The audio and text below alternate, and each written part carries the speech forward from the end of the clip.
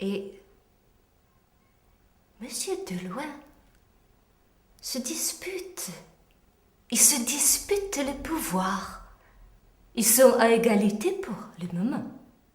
50-50. Il va falloir que je tranche dans le vif du sujet pour les départager et octroyer à l'un ou à l'autre le titre de grand monsieur.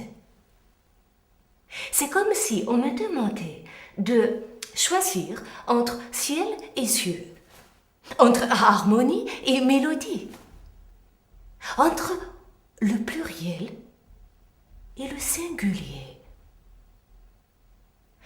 Lequel des deux mérite vraiment de gouverner, de régner?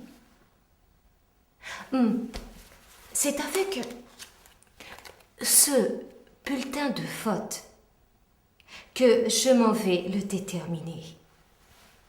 Le premier est à ma gauche, le second à ma droite. Monsieur de près voit de près.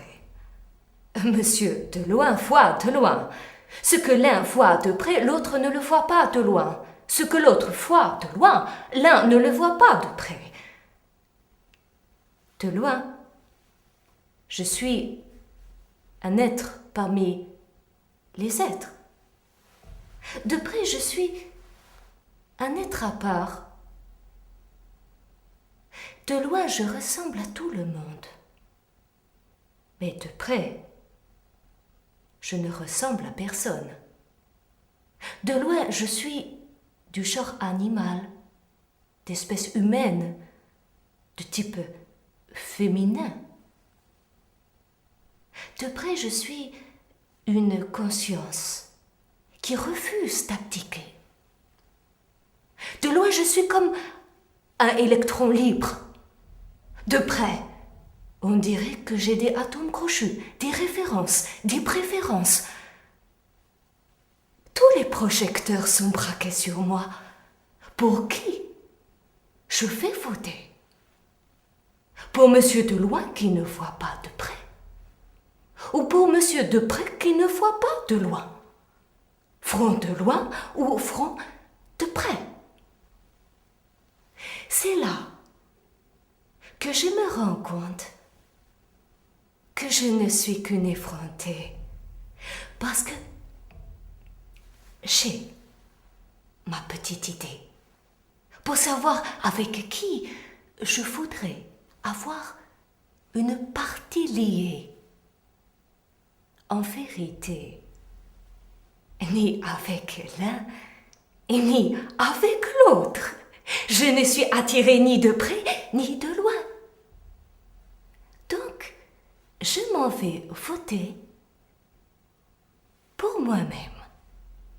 Parce que moi-même, je suis la seule à voir en même temps de près et de loin. Ni myope, ni presbyte. Je renvoie dos à dos tous les miroirs.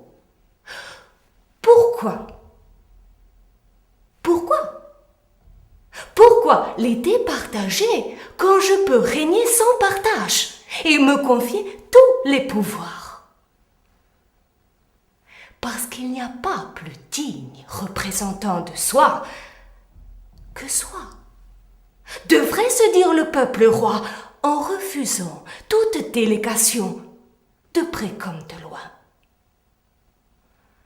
Parce qu'il n'y a pas d'autre grand monsieur que le peuple.